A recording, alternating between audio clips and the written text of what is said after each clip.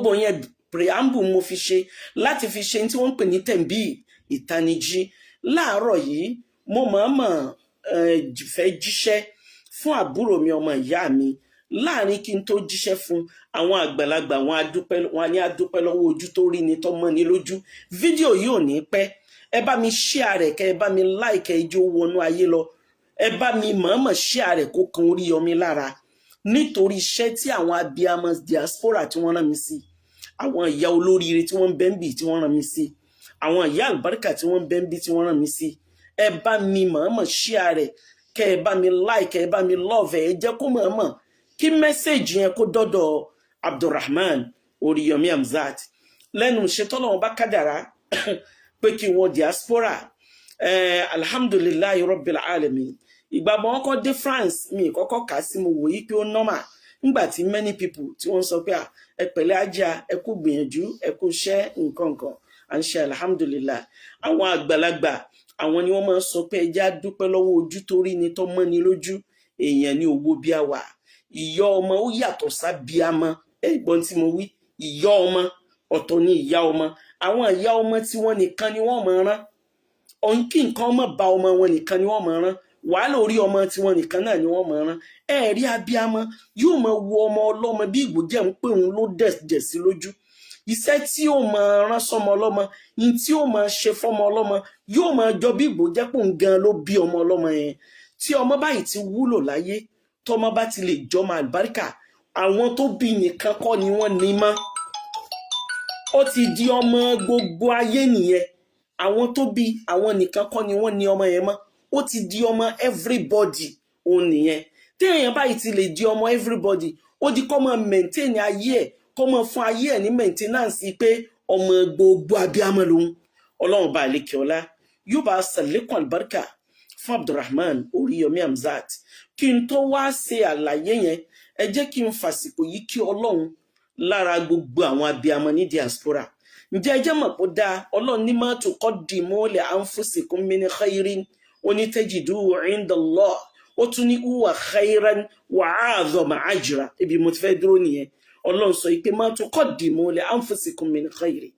Tó o bá ti dáadáa síwájú, ẹni tó ń ṣe dáadáa gan lè má mọ̀ ipò òun ṣe dáadáa, ó lè má mọ̀. Ìwọ kan máa fàníyàn rẹ̀ ṣe dáadáa.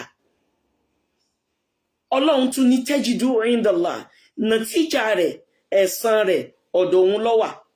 Ọlọ́run tún ní huwa khairan, nítorí pé n tó ṣe yẹn dáadáa ló ṣe. Lẹ́yìn ìgbà mo bá wá fún lálùbáríkà tán láyé, tí mo fún lóríire tán láyé, tí mo fún ní dùnnú tán láyé, tí mo fún lálàáfíà láyé, tó lo gúngún ẹ̀mí tí ò ní níbàtàn pẹ̀lú sí àtàrùn, lẹ́yìn gúngún ẹ̀mí àtàláfíà ara yóò tún wá gúnlẹ̀ sínú ọgbà àlùjánnà. Ǹjẹ́ ẹ jẹ́ mọ̀ yìí pé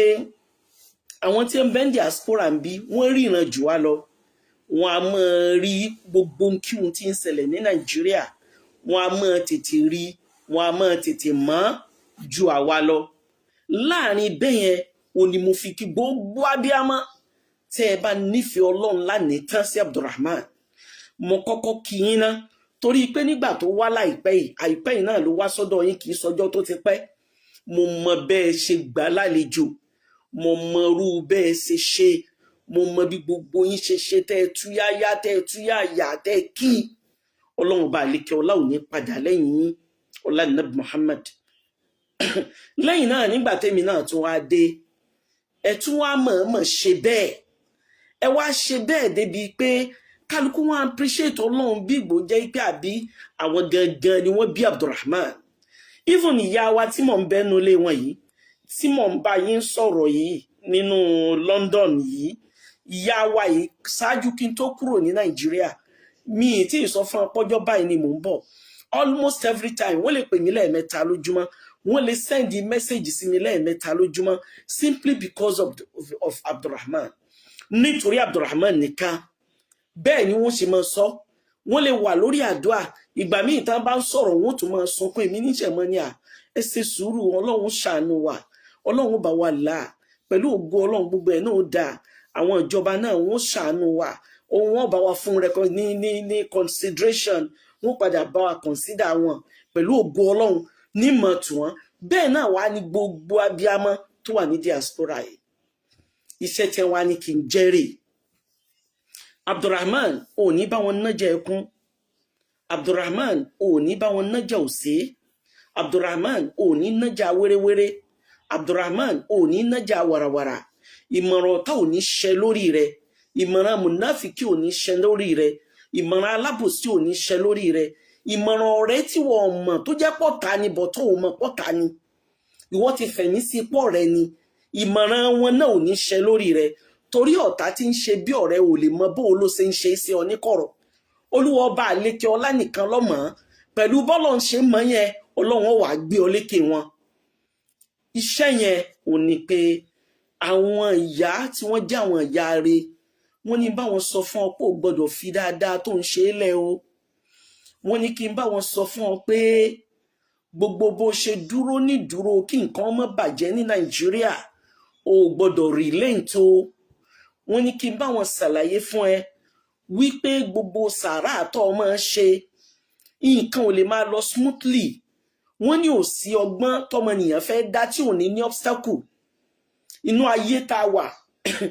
àwa ṣe nǹkan ni nǹkan sì wá ṣe wá ni.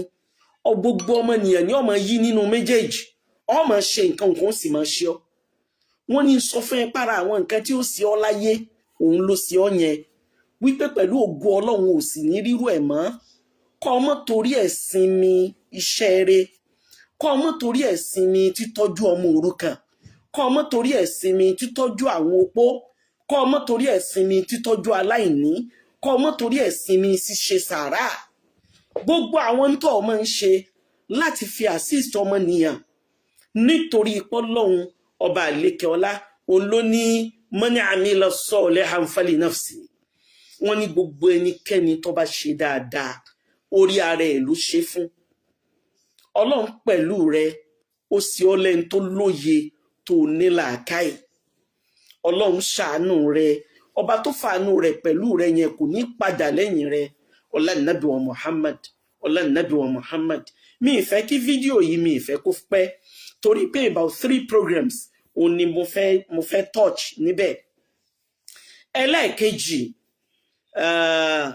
ṣáájú kí n tó kúrò ńbẹ̀ yẹn, bisimilahi ilafi, àlékún ṣọ́ Ọlọ́run, àlékún àlùbáríkà rẹ̀, àlékún ìdùnnú rẹ̀, àlékún oríire rẹ̀, àlékún àdúrótì, àlékún dáadáa Ọlọ́run kó jọ kó máa bá mi ṣe fún ẹ àti gbogbo ẹ̀yin tẹ́ jọ wà involved nínú àmì wò yẹn. Bismillahir Rahmanir Rahim li ilafi Quraysh ilafihim rihlata ash-shita'i was-sayf falyabudu rabb hadha al-bayt alladhi at'amahum min ju'in wa amanahum min khawf. Alhamdulillahi rabbil alamin. Níjọ́ ní tí mo sọ̀rọ̀ ọmọ olóríire Abdul Qadir tí ṣe ọmọ Dr. Saheed Òṣùpá, mo wá rántí pé no message àwọn èèyàn wá bí mi níbẹ̀ wípé alájà kí ni tí ṣẹ̀ríà sọ lórí bọ́mọ yẹn ṣe di àdìmọ́lẹ̀ yẹn, wípé kí ni ṣẹ̀ríà sọ nípa kí ọkùnrin kó di irun. Lóòótọ́ Ànábì wa Muhammad sallallahu alayhi wa sallam, mo ní láti sọ̀rọ̀ yẹn kó clear. Ìgbà tá Ànábì ń lo ayé, ẹni ó bá mọ̀ nípa ìtàn Ànábì wa Muhammad dáadáa tó bá rí náà, ọ̀rọ̀ tí mò ń sọ yìí ẹ̀yin àwọn tọ́lọ́ ń bá rí tán bá rí náà rí tíra ni wọ́n lè lọ̀rọ̀ yẹn lè yé. Ṣé mọ̀ pé irun Ànábì gùn gan, ó gùn gan. Rasulullah wá kó irun wọn báyìí, ó ní ibì kan tí àwọn ìyàwó wọn máa bá wọn kó sí tí wọ́n bá wọn bá, tó fi jẹ́ pé wọ́n á kó irun yẹn wọ́n á kó papọ̀. Normally iṣẹ́ àwọn Lárúbáwá ó ní wípé bí irun wọn bá gùn wọ́n á dà sílẹ̀, wọ́n á da irun yẹn sílẹ̀. Ànábì wa Muhammad sallallahu alayhi wa sallam huwa khataman nabiyyin, ẹni tó pọ̀ níwà rẹ̀ níṣe rẹ̀ ni. Ànábì ó wá mú irun rẹ̀ nígbà míì wà wọ́n lè ṣe sí ọ̀nà mẹ́ta tó kó lè bá rọrùn, ìgbà míì wọ́n lè ṣe sí ọ̀nà kan kó lè bá rọrùn. Tó bá jẹ́ wípé ẹni tó bá rò lẹ́mìí tó yí pé ó lè tọ́jú irun tí ò ní jẹ́ pé ìdọ̀tí máa wọ̀ ọ́, ló wá decide wípé okay òun ò fẹ́ láti gẹrun. Normally tí èèyàn bá gẹrun kò sí ní tó burú ńbẹ̀, àmọ́ èèyàn wá wò wípé ó dáa náà òun fẹ́ ṣe ní ọ̀nà tí ò ní jẹ́ tìbàjẹ́. Islam ò kọ́ o, Islam ò kọ́ o. In tí mo ń sọ before kó tó drag mi lọ wọnú àwọn tíra lọ wo ọ̀pọ̀lọpọ̀ àwọn tírà ìwọ fúnra ẹ lọ ṣe research lórí ẹ̀ pẹ̀lú bọ́mọ yẹn ṣe ń ṣe yẹn pẹ̀lú bó ṣe rí yẹn everybody ló mọ̀ yìí pé eléyìí alhamdulillah huwa min ahli taqwa kọ́lọ́n kó jọ̀ọ́ kó dákun kọ́lọ́n mọ́ fọmọ yẹn pa wá lẹ́kún ìyẹn Abdulkadir Okunọlá ọmọ Dr. Saheed Òṣùpá ọlọ́run kó jọ̀ọ́ kó bá ṣe lọ́mọ olóríire délẹ̀ ọlá nàbí wa Muhammad yín tí mo lè sọ òun nìyẹn ìmúra yẹn yàtọ̀ sí kéèyàn múra kó jẹ́ pé ọkùnrin ni ó wá múra ó wá wọṣọ bí obìnrin ó wá dírẹ́sì bí obìnrin ó wá jáde ńgbà tẹ́ wá rí níta ẹ wá ń wò yí pé sí ọkùnrin lélẹ̀ àbò obìnrin ẹ rí i pé kò papọ̀ mọ́ra wọn tíyàn bá ṣe nǹkan yẹn níṣe yí pé bí mo ṣe fẹ́ ṣeré pẹ̀lú ògo ọlọ́run tó sì jẹ́ ti ọ̀nà sunnah nabi wa Muhammad kò ní jẹ ìyà ọlọ́run ní ṣe wá lẹ́yìn tí ó jìyà ọlá nabi wa Muhammad sallallahu alayhi wa sallam lẹ́yìn náà àwọn ọ̀pọ̀lọpọ̀ àwọn aago òun ló wọlé lórí ọ̀rọ̀ màáyíṣà Dr. Saheed Òṣùpá olúwa ọba àlékè ọlá ọba tó ní wá kọ́ lọ́hún wọlá bó ṣe tóbi tó kọ́ bá ṣàlékún àdúrótì àlékún ṣọ́ àlékún oríire àlékún ìdùnnú àlékún àlàáfíà ọlọ́run kó jọ kó bá ṣe fún ọlọ́run ní sẹ́lá nàbí wa Muhammad la hawla wala quwwata illa billahi aliyyil azim ǹjẹ́ ẹ mọ̀ yí pé muamala ní tán pé muamala ní relationship ó ní agbára débi pé ọjọ́ tí Saheed Òṣùpá lọ fẹ́ ọmọ bàbá bí idhnillahi lọ́yọ̀ọ́ ọmọ bàbá bí idhnillahi Malam Buhari Musa ló deliver lecture níjọ́ yẹn ọlọ́mba àṣàlékún rere fún Malam Buhari nínú àwọn tó wà ń bẹ̀ tó fún ọkọ àtìyàwó tó fún Alhaji Saheed Òṣùpá àtìyàwó rẹ̀ èmi ni mo fún àwọn méjèèjì ní ring ọmọ bàbá bí idhnillahi lọ́yọ̀ọ́ èmi mo fún àwọn méjèèjì lóòka lọ́dún yẹn ọdún tí mò ń sọ yìí ó ti pẹ́ torí ọmọ bàbá bí idhnillahi yìí àwọn ọmọ rẹ̀ náà ti wọ yunifásitì kẹ́ẹ̀lì bá àmọ́ bó ṣe pẹ́ tó nínú ọlọ́run dákun mọ́ padà lẹ́yìn gbogbo wa jájọ láṣepẹ́ jájọ gùn lẹ́mìí ọlọ́run ṣe wá lólóríire ibi tí àjọṣe wa tó kọjíà tó ìgbà tí màmá tó bá bí Dr. Saheed Òṣùpá tó síwọ́ ọṣẹ́ fúnra Saheed ló pè mí pé Alájà Kaola màmá rẹ ó ti síwọ́ ọṣẹ́ ó yá mọ́ bọ̀ wá wẹ̀ wọ́n èmi ni mo wẹ ìyá yẹn ní Fẹ́lẹ́lẹ̀ èmi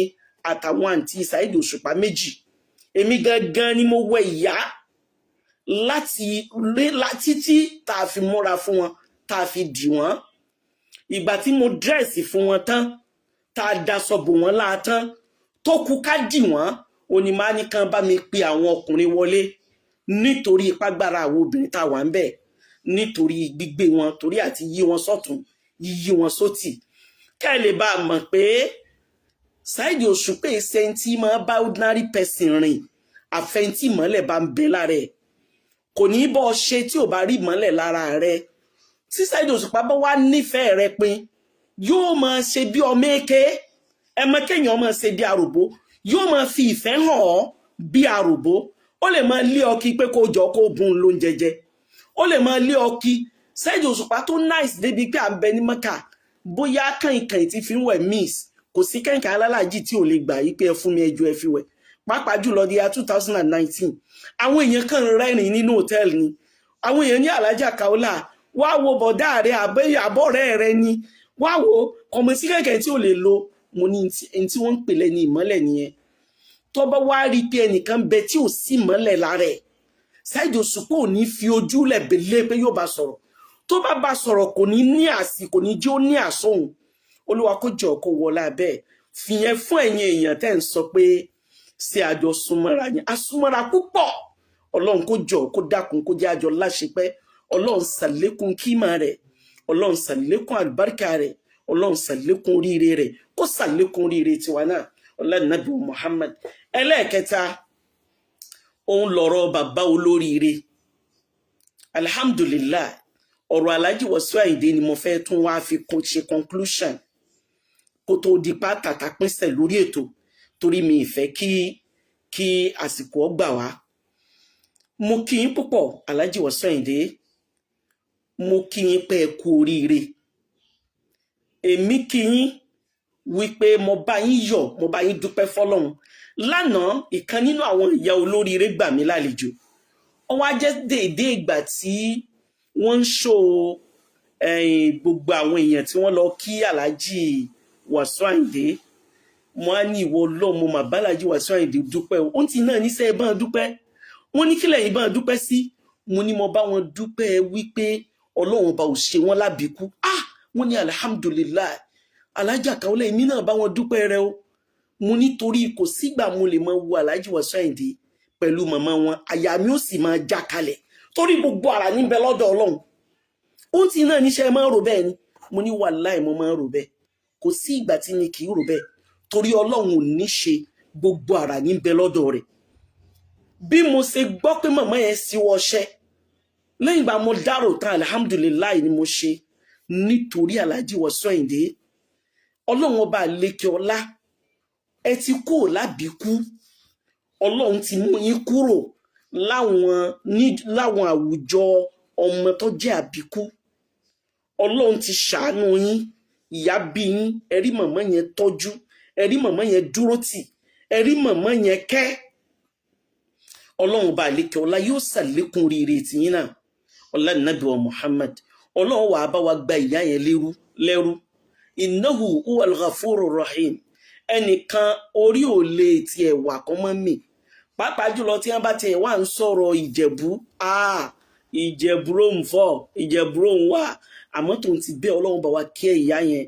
Ọlọ́run bá ṣàlékún ìkẹ́ wọn yóò bá ṣàlékún gẹ̀ wọn Ọlọ́run bá ṣàlékún àdúrótì fẹ̀yìn náà pẹ̀lú ògo Ọlọ́run ìyá ò lè fìyàn lẹ̀ kéèyàn má fi ilẹ̀ gbogbo ibi tí màmá yín máa di Ọlọ́run bá ọba yín di gbogbo discussion ẹ̀yin méjèèjì Ọlọ́run máa pẹ̀lú yín àlùbáríkà yín kò ní dín àṣírí yín ò ní tú lẹ́yìn ikú ìyá yín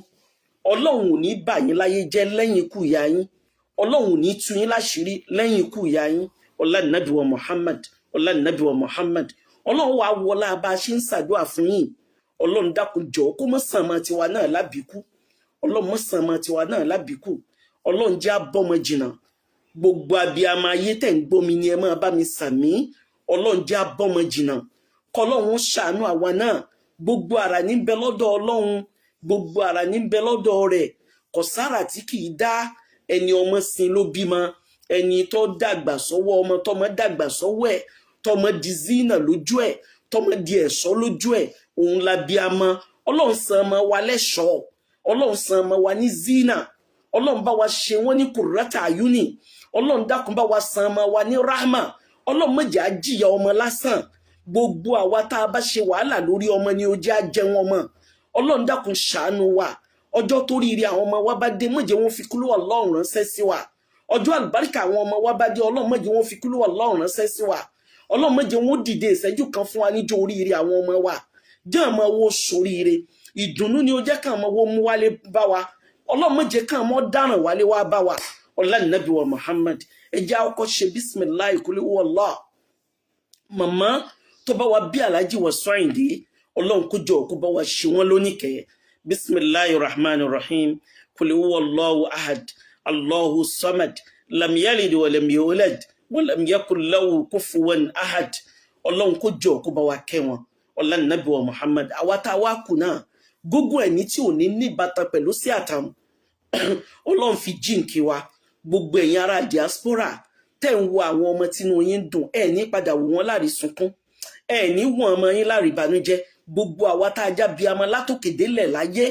tá à ń wo àwọn ọmọ wa tínú wa ń dùn Ọlọ́run má jẹ́ á wò wọ́n lárí sunkún dákun ṣàánú àìwọ Ọlọ́run má jẹ́ á gbé gbàpè ìbànújẹ́ lórí ọmọ wa má jẹ́ wọn gbọ́mọ sẹ́yìn ọkọ̀ wálé wá bá wa Ọlọ́run jẹ́ aláṣẹ pẹ́ láyé Ọlọ́run dákun ṣàlékún pín fún wa Ọlọ́run ṣàlékún lílọ́dọ̀ wa Ọlọ́run ṣàlékún oríire wa Ọlọ́run ṣàlékún dùnú wa mọ́ sọmọ níbànújẹ́ fún wa dákun ṣàánú wa má jẹ́ wọn gbọ́mọ wálé dìgbàdìgbà wá bá wa má jẹ́ á gbàpè ẹkún má jẹ́ á kàwọ́ lẹ́tà ẹkún dákun ṣàánú àìwọ Ọlọ́run jẹ́ abọ́mọ jìnnà dákun pẹ̀lú wa ọlá nàbí wa Muhammad Ọlọ́run wọlá àṣeyọrí tí ìyá Alhaji Wasiu Ayinde ṣe lórí wọn jáà náà ṣàṣeyọrí lórí ọmọ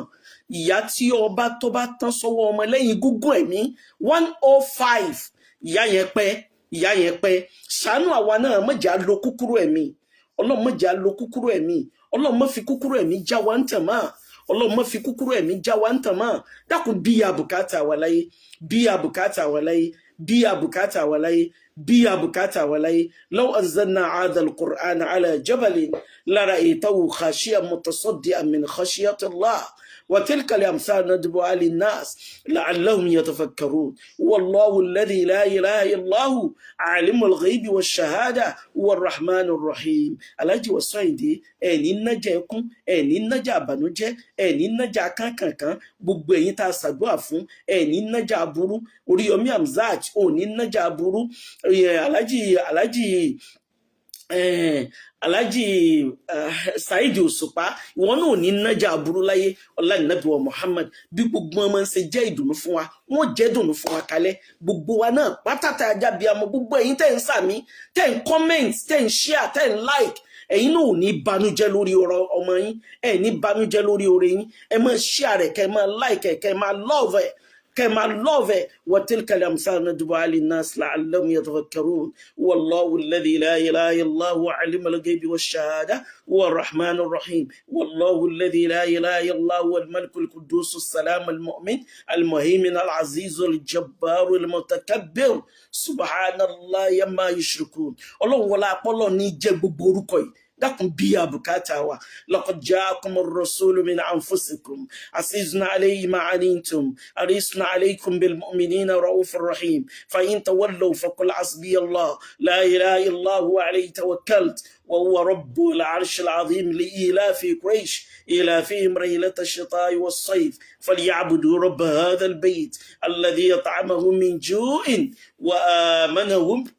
من خوف وآمنهم من خوف اللهم لا تدع لنا ذنبنا إلا غفرته ولا هما إلا فرجته ولا دينا إلا قضيته ولا مرضا إلا شفيته ولا مريضا إلا عفيته ولا عدوا إلا كفيته ولا حاسدا إلا ذللت لنا ولا طالبا إلا نجهته ولا هاجة من هوائج ولا آخر إلا قضيته يا أرحم الراحمين ويا رب العالمين يا أرحم الراحمين ويا رب العالمين اللهم صل على محمد وعلى آل محمد وسلم اللهم صل على سيدنا محمد وعلى آل محمد وعلى محمد وعلى محمد وبارك على محمد وعلى آل محمد كما صليت ورحمت وباركت على إبراهيم وعلى آله إبراهيم في العالمين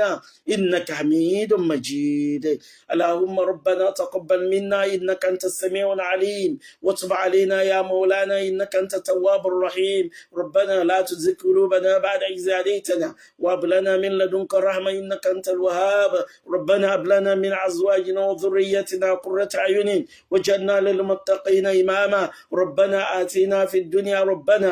آتنا في الدنيا حسنة وفي الآخرة حسنة وقنا عذاب النار توفنا مسلما وليكنا بالصالحين اللهم ادخلنا الجنة مع الأبرار يا عزيز يا غفار يا رب العالمين يا عزيز يا غفار يا رب العالمين يا عزيز يا غفار يا رب العالمين سبحان ربك رب العزة عما يصفون والسلام على المرسلين walhamdulillahi rabbil alamin ẹ pàdé mi níbi Molid lọ́sàn ní Al-Huda